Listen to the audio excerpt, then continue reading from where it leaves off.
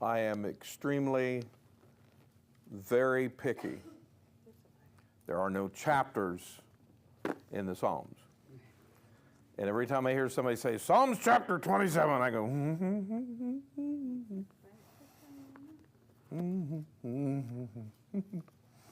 I'm just picky. That's all. I'm just picky, you know. But y'all that do that, stop. I'm just telling the internet because they're out there somewhere. To Psalm 27.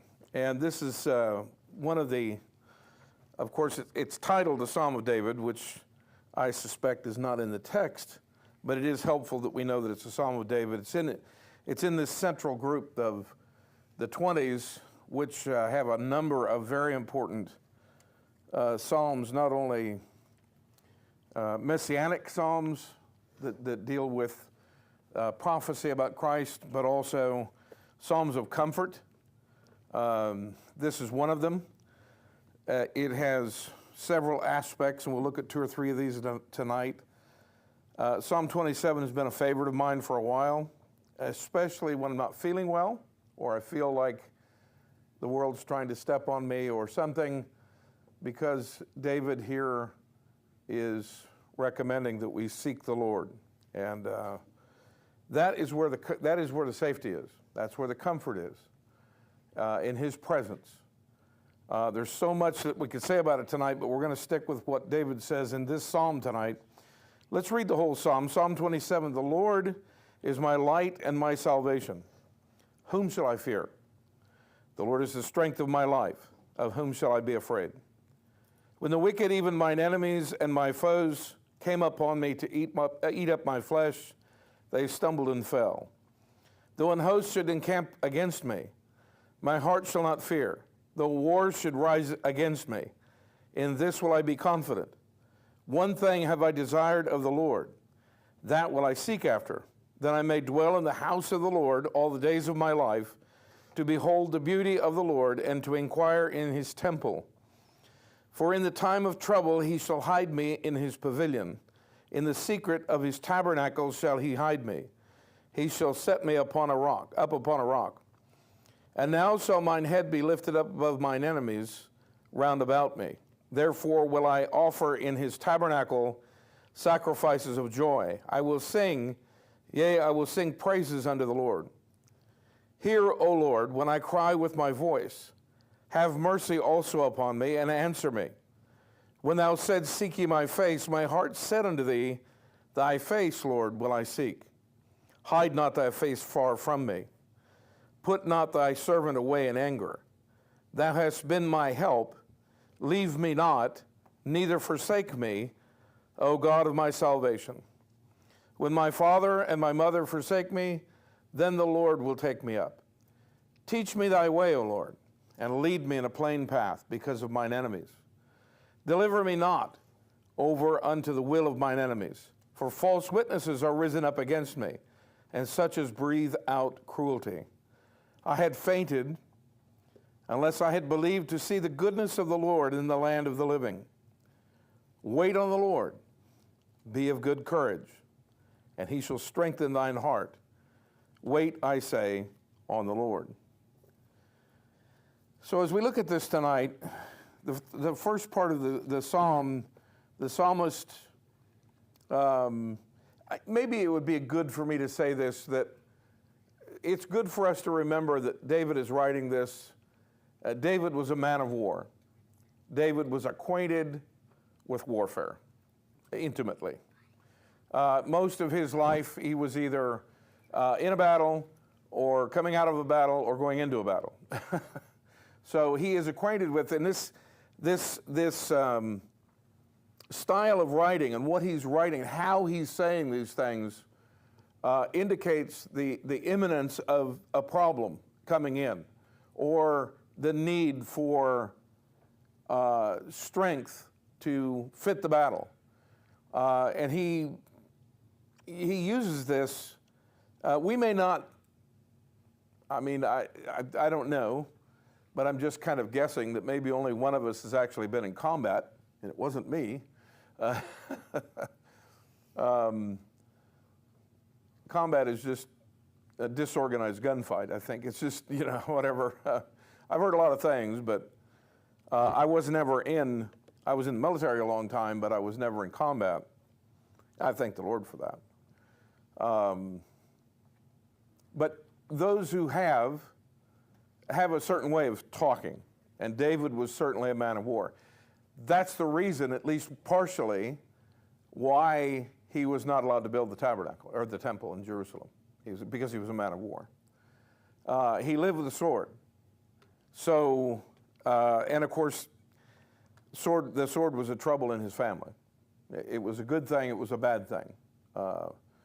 His fame possibly came at least from one point where he used somebody else's sword.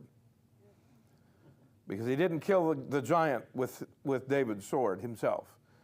And he couldn't use Saul's sword because he had not tried them. He could not go with them. The armor was too big, the sword was too big. He knocked the giant down with a rock and then took the sword and finished the job, the sword of the giant himself. So as we look at this, we may be tempted to spiritualize his battle. Well, this is like battles in my life. Well, yes and no. Yeah, we might have what we call giants, but not 9-foot guys with big spears and an armor bearer that went before him carrying his shield. It may seem like that sometimes, but we don't actually have that. So we should be a little bit careful about spiritualizing too far and making this something it's not. But what we see here is a warrior expressing his spiritual desire to be in the presence of God and the comfort that he felt. The Lord is my light and my salvation, whom shall I fear? The Lord is the strength of my life, whom shall I be afraid? He's talking about being afraid of people, not situations in his life. Whom? Of whom? The enemies. For a long time, Saul was trying to kill him. For a while, when he was down with the Philistines, they didn't trust him. And he always had to watch his back. And when he lived in Ziklag, he went out to the battle. When he got back, Ziklag was burnt with fire and everything was gone. So people in his life were trying to do these things. And the question of fear. The Lord is my light and my salvation, of whom shall I fear? The Lord is the strength of my life, of whom shall I be afraid? When the wicked, even mine enemies and foes, came upon me to eat up my flesh. We wouldn't say things like that, I don't think. But David was concerned about them killing him. Not saying mean things to him, not taking him to court or suing him or stealing something out of his backyard, but killing him. David was very acquainted with these things. He mentions these three things that he wrote about God. He is my light, he is my salvation, and he is the strength of my life. Here in the beginning. These are returning themes with David. You'll see these in his Psalms over and over and over again. And if you read the story of David, you read some of this, because some of the Psalms are actually written into the story in the books of the Kings, which is all 6 books. So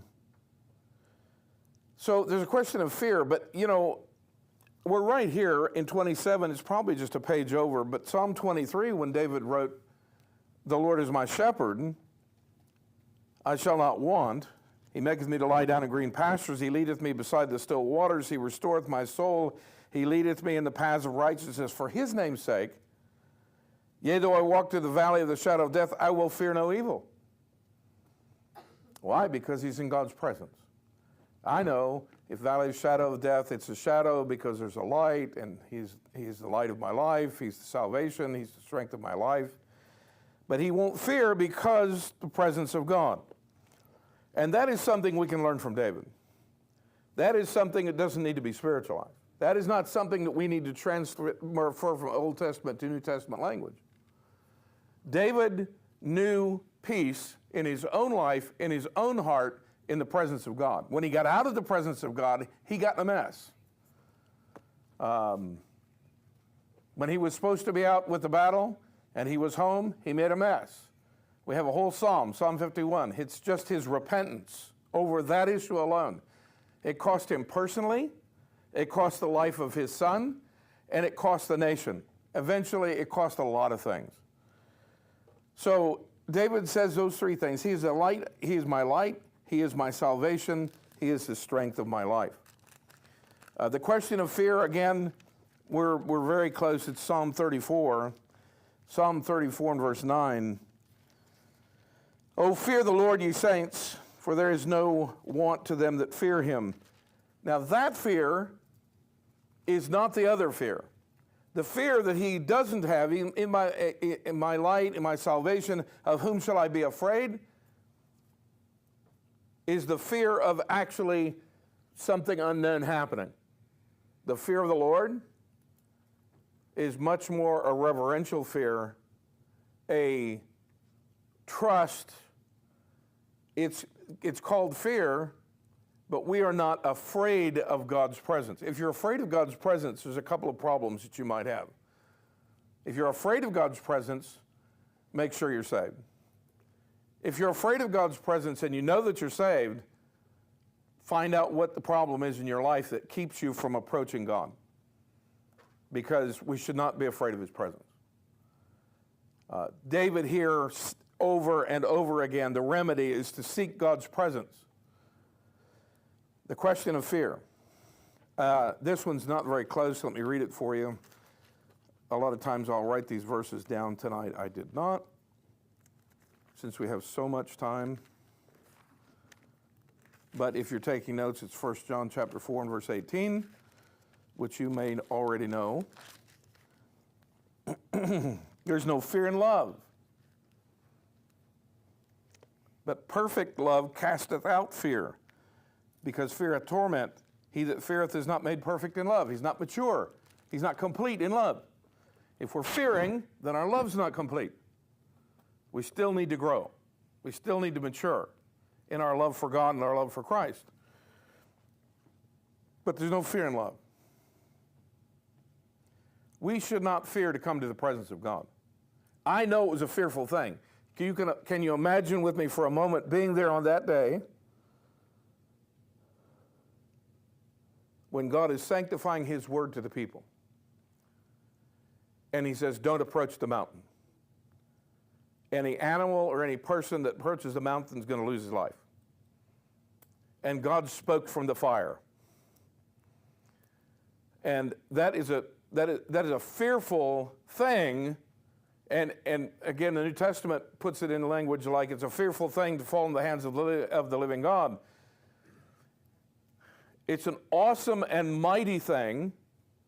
We rarely see anything in nature that even approaches the kind of awe and the kind of example of strength that would make us step back. A couple of times I've been close to the ocean when the waves were angry. The song came to my mind, Master, the tempest is raging.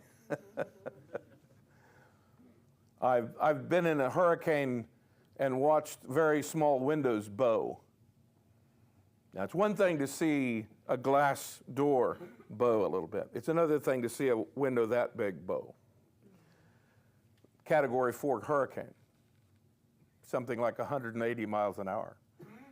That one, the one that dropped snow on the top of our mountain. You don't think it would snow in a hurricane. It did. Of course, the mountain's 8,000 feet tall, so, you know. But to see the wind and the waves that would bring up rocks as big as houses out of the bottom of the ocean and throw them up on the land. That's what happened. You kind of just get to the center of the house and go, okay, would this stop, please? But the people that day were fearful of the presence of God because they were entering into a relationship that they had to do right or pay the cost. And it was a fearful thing, but there is a fear in the approach to God, but it's not the same thing as fearing for our life in a war. It's not the same kind of fear at all. The fear that is the reverential fear is what Isaiah felt when he saw the Lord high and lifted up, and the fiery ones, are they angels or not? The seraphim, holy, holy, holy. And the temple moved at the voice. And, you know, the imagery is very strong. And Isaiah's comment was, I'm undone. Boy, I'm in the wrong place here, because I'm a man of unclean lips, and I dwell in the midst of a people of unclean lips. But again, in the presence of God, there may be that trepidation, that slowness for us to come near. But when our hearts are right and we're near the Lord, the fear changes. It is not that. Is that an English word, pavor? Or is that what I'm thinking? It's the other one, the other language. It's the other language. Pavor. Is it only the other language? Just Portuguese? Okay, I'm sorry. Pavor and pavão. Pavor is fear, and pavão is. No. It's not a duck. It's a peacock. Pavão, peacock. I thought you said duck. I can't hear you. What did you say? Peacock. So don't fear the peacock. Fear the peacock, believe me. Leave him alone. What? I don't have my hearing aids in, so if you move your mouth, I'm assuming you're talking. I don't know. I don't know what you're saying. But he talks about this fear, and he talks about he said, I'm not afraid because the Lord takes up for me. The Lord protects me. He moves on in verse 4 and 5, and he says, one thing have I desired of the Lord, that will I seek after, that I may dwell in the house of the Lord all the days of my life, and to behold the beauty of the Lord and to inquire in his temple. Now, this is not the temple in Jerusalem, obviously, because this is David speaking, and it's not built until his son is born, at least, and grows up to build the temple. But it is the holy place of God. 4 things he says here. He says, house of the Lord, not Bethel, that's house of God, but the house of Yahweh, house of the Lord. The house, the temple, the pavilion, and the tabernacle are all here in the text. I wanted to share that with Brian last night, Mario, and we just didn't get there. I started out in this psalm, and we just kind of got distracted, but we had a good study. I think we had a good conversation, but it's interesting, too. There's things that we overlook, or that we generally overlook. Maybe you don't overlook them. Maybe you're smarter than I am. No, probably are smarter than I am. But sometimes we don't see and don't stop and take notice of the places in Scripture. And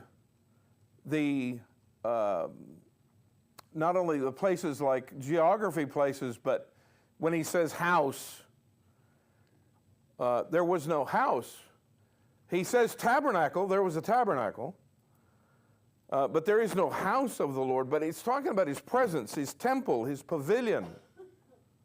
And then he says tabernacle. And he says tabernacle several times. One thing have I desired of the Lord, that I would seek that what I seek after, that I may dwell in the house of the Lord all the days of my life, that I might be in his presence every day for the rest of my life. Now, that's something that David desired that we can learn from. This translates very easily into New Testament theology, because God desires us to be in his presence.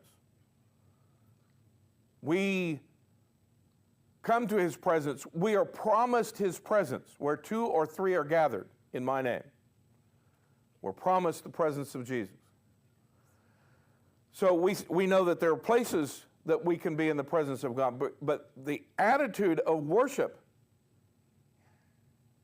and the book of Psalms is a worship book. It has other things in it, but it's a worship book. The attitude of worship is not the place. It's not the music. It's not the venue. It's not the instruments. It's wonderful air conditioning. It's not the air conditioning. I'm glad we turned it on. I didn't turn it on until 6 o'clock. The attitude of worship is the heart of the penitent, the one that comes. The attitude of worship is in our hearts. So sure, yeah, we can, you know, as the occasional Christian that really hates church and doesn't really want to go because of all the hypocrites and because they only talk about money and all the other things that are wrong with church. And church is not perfect because it's made of people. But the person like that says, well, I can worship God on the golf course. Sure you can. I wouldn't do it on Sunday morning with a lightning rod in my hand.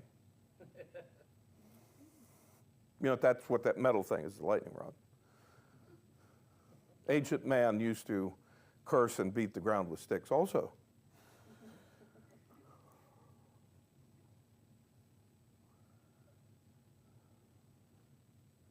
It may be a fearful thing to approach the throne as Isaiah did, but once it happened, Isaiah realized cleansing from the Lord, and then things were good. Then he wanted to work. Then he wanted to do. He said, the Lord said, whom shall I send and who will go for us? Here am I, Lord, send me. Immediately Isaiah's like, I'm right here. Can I go? You know, I've often wondered if he looked around and said, oops, nobody else at church today. I guess it's my turn. Because there was only Isaiah there. Yet, it is still the heart of the believer. People can come and fill churches and never worship God. We can have a rousing song service and a motivating speech from the pastor, and worship will not show up. Because worship has to be brought from home in our hearts. We have to approach this place with worship in our hearts. How many times have I heard an evangelist say, well, I'm here for the revival meetings, but I don't have a revival in my pocket. No, they don't bring revival with them. If God doesn't show up in the midst because of our hearts, revival won't happen. Oh, the meeting will go on, but revival won't happen. Yeah. Somebody said that revival is the return to life from apparent death.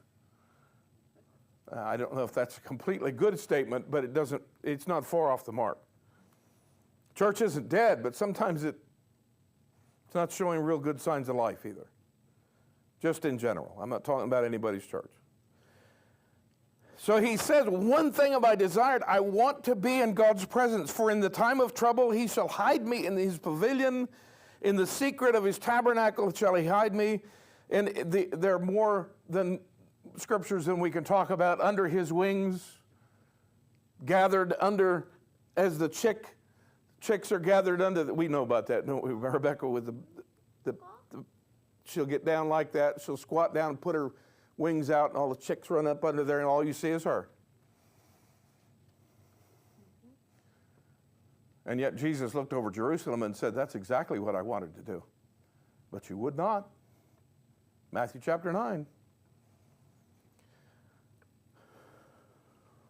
In his presence is not only safety, but the lack of fear of the enemy, and in his presence there is blessing, there is peace, there is joy.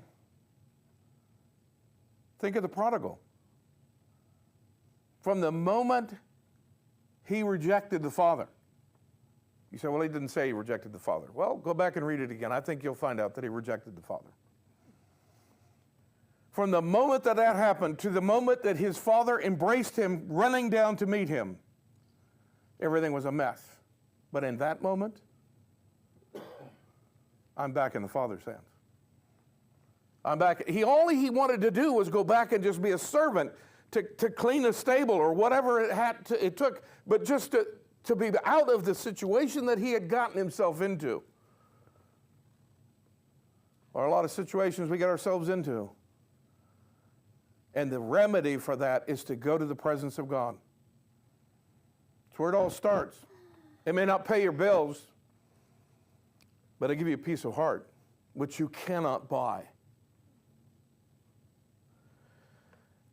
And now shall my head be lifted up above my enemies, he says. The result, my enemies are going to run away.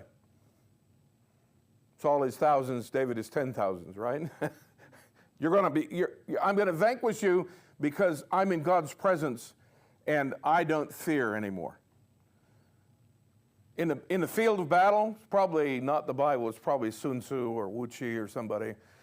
But in the field of battle, that one that does not fear to die, stay away from that guy. Because if he's on your side, he's going to attract a lot of enemies. If he's on their side, you better get out of his way. Because he's determined. He doesn't care whether he makes it. I think the Art of War says something about the battle as a field of dead men. Those who consider themselves dead might survive. But if you're looking to save your life, this isn't about saving our life. This is about being in the presence of God no matter what happens, what kind of battle that is set against us, what kind of opposition in our lives is set against us, being in the presence of God. So in verse 7, hear, O Lord, when I cry. First of all, the first remedy is to seek the Lord's presence. Be in God's presence. Be in a place where God can bless you. Be in a place of worship. Then he talks about prayer.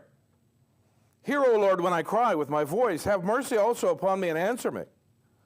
When thou saidst, seek ye my face, my heart said unto thee, thy face, Lord, will I seek. Hide not thy face from me. Put not thy servant away in anger. Now, there's a lot in the Bible, and I've got enough just to finish what I'm doing here, but if you look through the Psalms, and if you look through some of the Old Testament, some of the Proverbs, most of the New Testament, everything that Paul says about prayer, I understand that there's conditions for answered prayer. There's things that have to be right. James says that we don't have it because we ask amiss. We ask wrongly to consume it upon our own lust. God won't answer that prayer. Or if he does, it's for an entirely different reason. Never mind. I was going to say, maybe I should say it, maybe I shouldn't say it. Have you ever been surprised when God answered your prayer? Because he didn't answer it the way you thought he would. Or he answered before you thought to pray. That's happened a time or 100. The first remedy is to seek the presence of God in worship. The second is to seek his face in prayer. The remedy for fear. There's a lot of fearful things. A lot of stuff happens. Do we seek God's face? Do we seek him in prayer?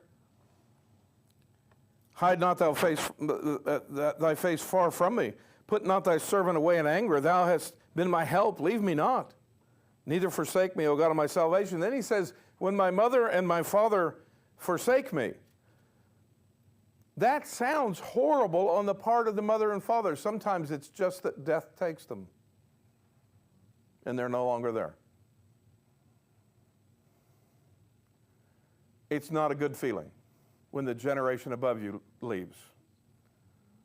Because no matter how much we say we don't depend on our parents, we get used to them being there. And they're comfortable. And it's a comfort to have them there.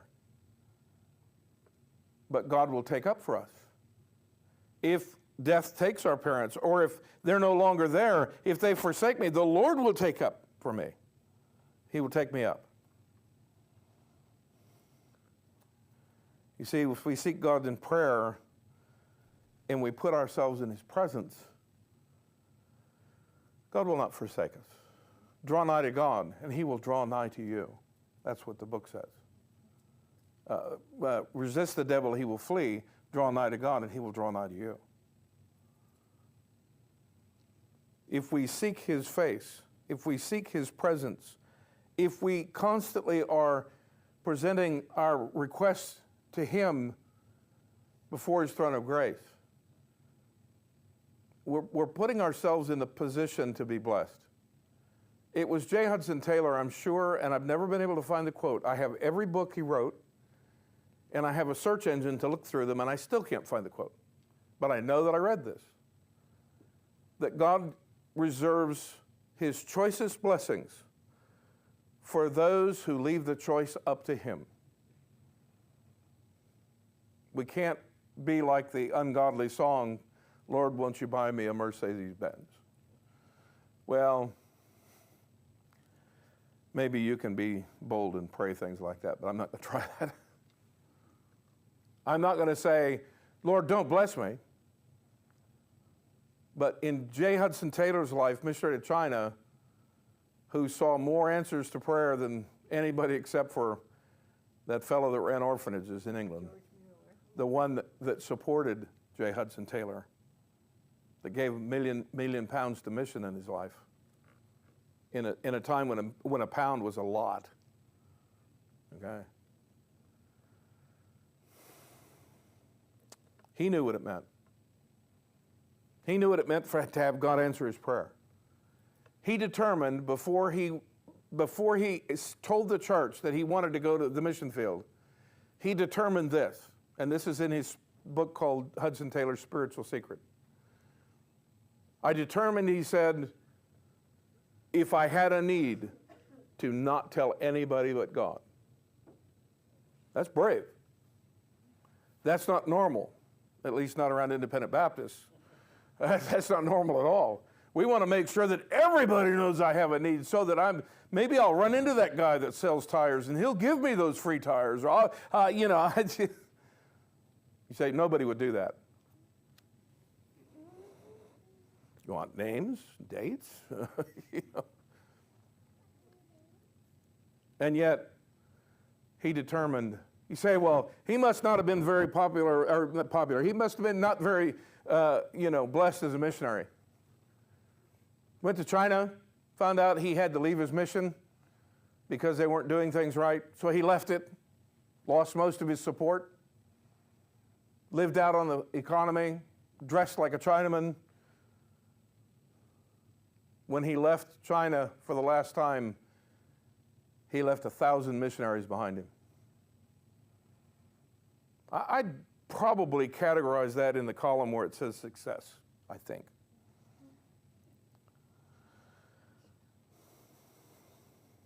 Seeking God's presence in prayer. The result is He will not forsake us. He will not forsake us.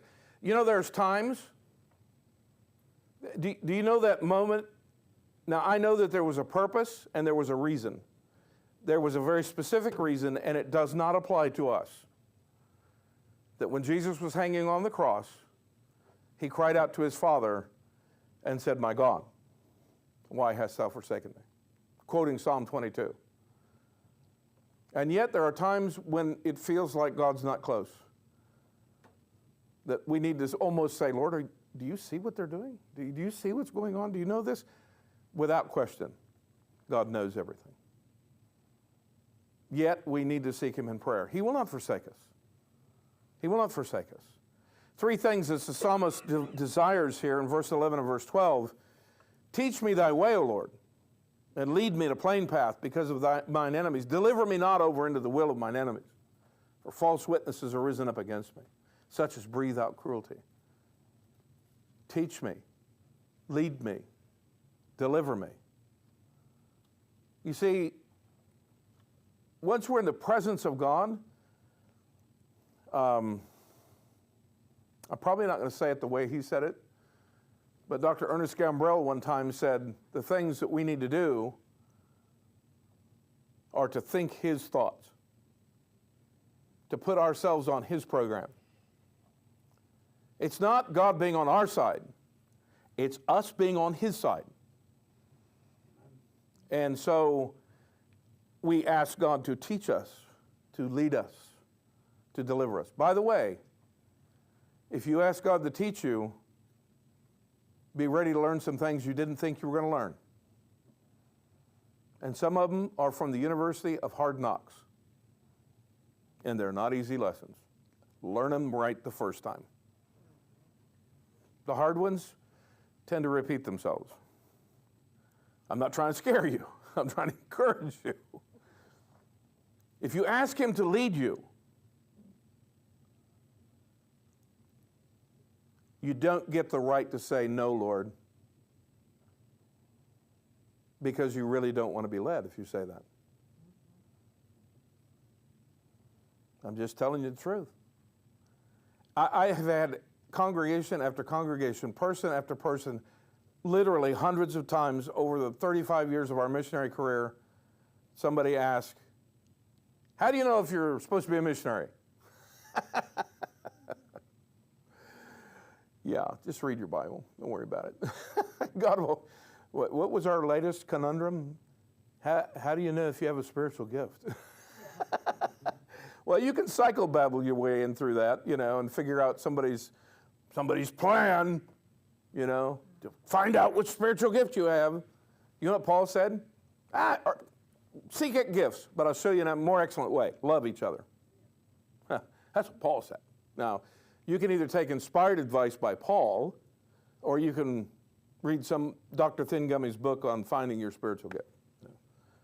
What I've known is that if you're really willing to be led, God will lead you. If you're willing to be taught, we don't use these words anymore. How long has it been? We used to talk about a teachable spirit, but that's like gone with the dinosaurs. It went the way of the dodo. I mean, I don't know how long that's been gone. But the need for a teachable spirit never left the building. Because if we're not teachable, if we're not in a position where we'll let God teach us, we're probably not going to learn. And the stuff we learn may not be very valuable in the long run. He will teach us, he will lead us, but that leads to deliverance. He will deliver us from problems. He will deliver us from situations. Have you ever had the impression that you just missed a disaster? Well, I've seen the dump truck go by too many times to not say yes. Walk. I didn't know what it was. It was either out here or it was somewhere. I went to pull out of a driveway, and I looked, and there was nobody. And I went, oh. And it was right there, Of course, there was that night in Vandalia, Ohio, sitting at a gas station driveway to pull out, and I was just sitting there minding my own business when this car, guy on the cell phone, he came right into it and hit right in my door. I'm like, what did you do that for? And he got out and he's like, I didn't see you there.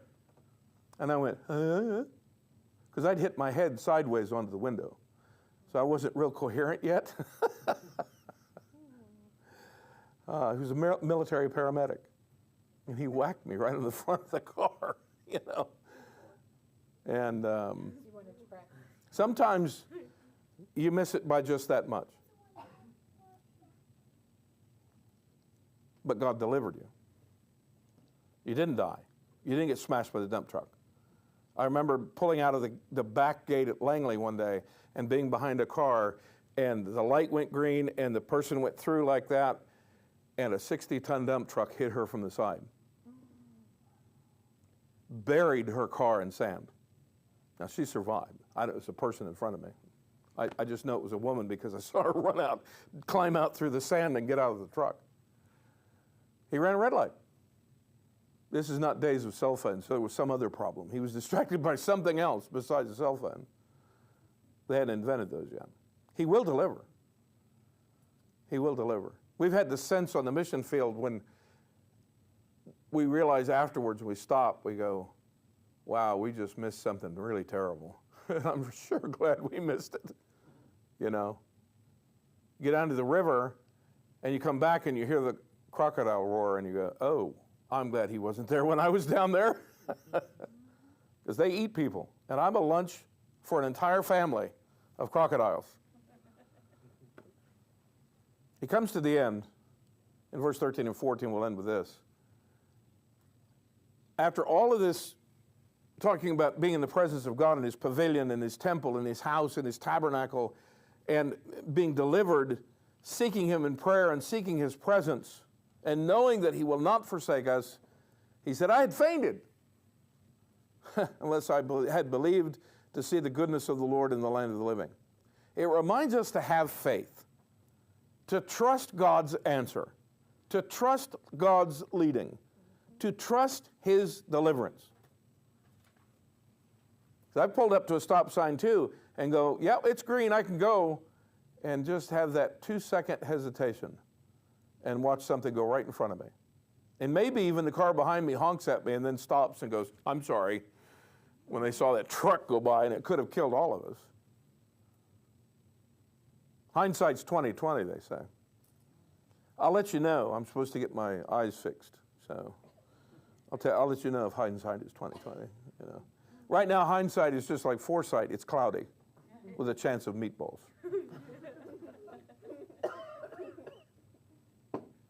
It reminds us to have faith.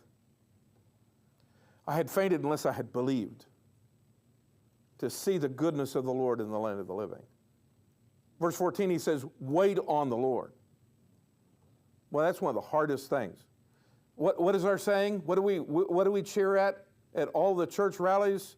I want patience and I want it right now. Yeah, it don't work. That dog don't hunt, as they say. Patience. Remaining under. A contentment to wait on God's answer. That's hard. That's not easy. But the more you do it, the more it feels right. The more it seems to be the thing that we should have done all along. Patience. Wait on the Lord. And then he says this, wait on the Lord, be of good courage, and he shall strengthen thine heart. You know, I wonder sometimes, because David says things like that, he shall strengthen thine heart.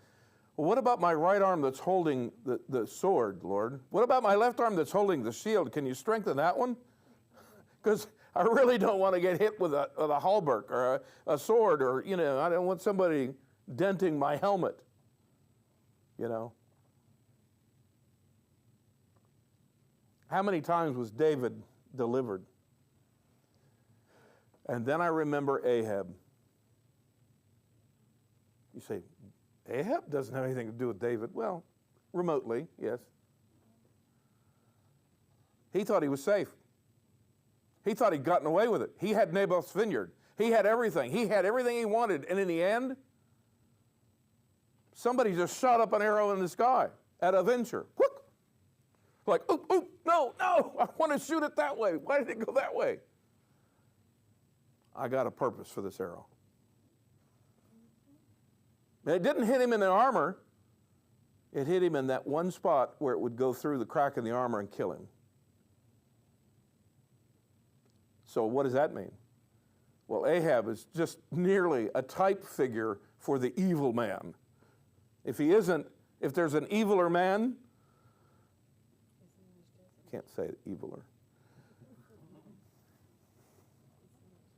If there's a more evil man in the Old Testament, he's on the list.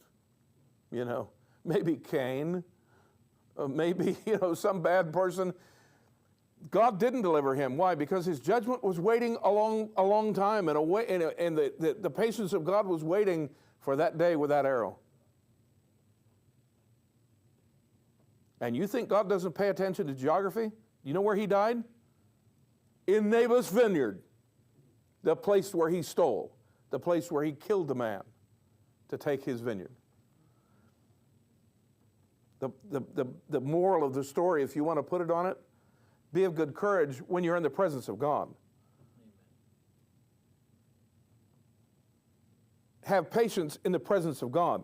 Have faith in the presence of God. And trust his deliverance. Even if it doesn't seem right sometimes, because it doesn't. I'll just warn you, sometimes it just doesn't seem right. Or maybe I'm not a spiritual enough person for it to make it seem right, and you all are different. It seems right to you every time. To me, it doesn't.